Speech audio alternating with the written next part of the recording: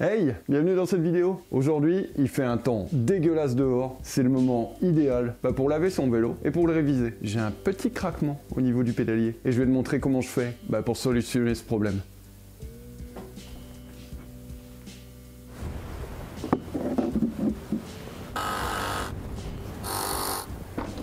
Et ben voilà, il est tout propre. Cet ustensile là, c'est trop pratique. Un Karcher sur batterie, tu plonges le tuyau directement dans un seau, ça aspire l'eau et ça l'envoie à haute pression entre guillemets parce que c'est un petit Karcher. C'est pas trop puissant et du coup ça va pas dans les roulements. J'ai enlevé ma batterie, logique. Tu mets pas un coup de Karcher sur ta batterie. Bon bref, il est propre. Je vais démonter le moteur. Ouais, je me suis changé. J'étais vraiment trop gelé. Idéal pour bricoler un pull blanc. Première étape, démonter les manivelles et le plateau. Ce que je fais, j'ai une clé comme ça. Je la mets sur mon plateau et puis je freine. Ok, c'est bon. Bah la vache, il était bien serré. Vous savez c'est quoi le plus important dans un atelier? C'est bien ranger ses outils. Impossible de retrouver le démon de pédalier. Bon, je vais pisser, je reviens. Ça fait 2 heures que je cherche cet outil. Je l'ai enfin trouvé. Oh, comme les influenceuses beauté. C'est pour démonter le pédalier. Allez, c'est parti. Et la manivelle est démontée. Allez, je fais de l'autre côté. Maintenant que les manivelles sont enlevées, je peux enlever le plateau. Donc c'est une grosse vis centrale. Hein. Hop, le plateau est viré. Sous ce cache, il y a toute la partie électrique du vélo. Je vais l'enlever.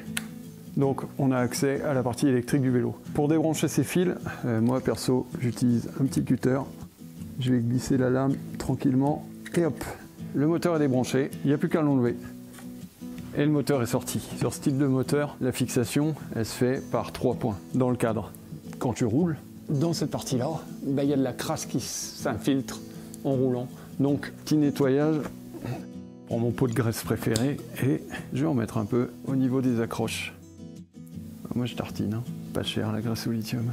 Et une fois que ça c'est fait, tu remets bien les fils comme ils étaient. Faut bien faire gaffe quand tu remets le moteur de ne pas les écraser. Hein. Et voilà. Maintenant, les vis que j'ai nettoyées, je les remets en place.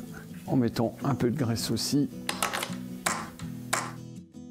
Je vais remettre mes câbles. Alors c'est facile à remettre les câbles parce que de toute façon, c'est pas les mêmes connectiques sur chaque. Pratique, ça permet de pas se gourer quand tu les rebranches. Un petit conseil, si tu as fait comme moi et que tu as débranché les fils, avant de remettre les caches, c'est bien de remettre la batterie et de vérifier si le compteur s'allume.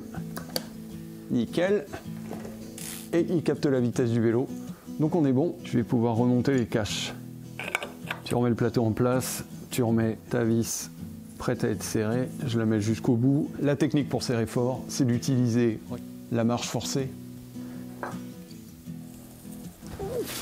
Je vais vérifier que l'assistance fonctionne. L'assistance fonctionne, donc c'est bon. Ça solutionne le problème de craquement.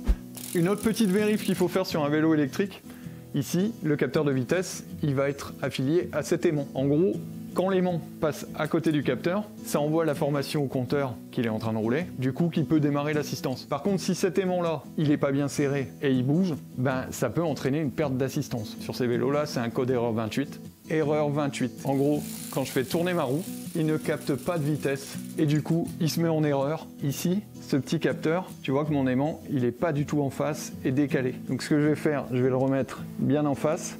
Normalement, sur ton capteur, ici, tu as une flèche. En gros, il doit être juste en face. Alors, je sais que c'est con, hein, mais c'est une vérif qu'il faut faire de temps en temps. Tu peux taper une branche ou quoi, et ça décale ton aimant. Et là, tu te retrouves en rade dans la forêt, avec un vélo de 24 kg, qui n'a plus d'assistance. Je vais resserrer mon aimant bien. Voilà. Hop, je le resserre. Et là, l'assistance refonctionne. Voilà.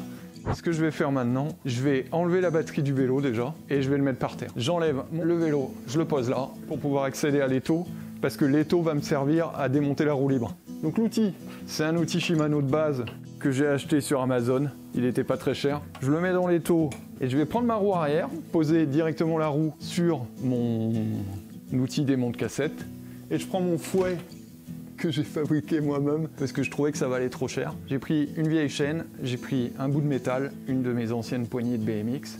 Je vais me servir du plus grand pignon. C'est là qu'on va voir si j'ai serré comme un bœuf ou pas. Hop, je démonte, je desserre et je lui mets un doigt. C'est dégueulasse. Et je me la pose à distance. Ici, il y a un truc qui me rassure pas, c'est qu'il y a des petites traces de rouille. Il y a de la graisse toujours. Après, elle fait toujours un beau bruit, donc ça va. Je vais nettoyer entre les pignons et je vais mettre de la graisse neuve. J'ai pas pu fixer la GoPro autrement, du coup, elle est fixée en mode Instagram. Je prends un chiffon en essayant de ne pas faire tomber l'action cam. Bon, j'ai peut-être déroulé un peu trop de chiffon. Je vais donner un bon coup de nettoyage ici. Je vais en profiter pour nettoyer entre les pignons. Ça permet de pouvoir enlever ce genre de truc. Je pense que la dernière fois que je suis allé en forêt, j'ai ramené un petit bout de la forêt avec moi. J'ai nettoyé toutes les dentures une par une. Et ce que je vais faire maintenant, un peu de graisse encore, comme ça il y en a un peu partout. La roue libre est prête à être serrée. Ce que je vais faire, je récupère mon outil pour mettre un petit coup, histoire que ça soit bien serré, pour pas foutre les croûtes de travers. Mettre ma roue en place et ma roue libre est resserrée et toute propre. Je remonte les roues, c'est reparti. Voilà, maintenant que mon vélo est prêt à rouler, ben j'y vais. Allez, à la prochaine, dans une prochaine vidéo.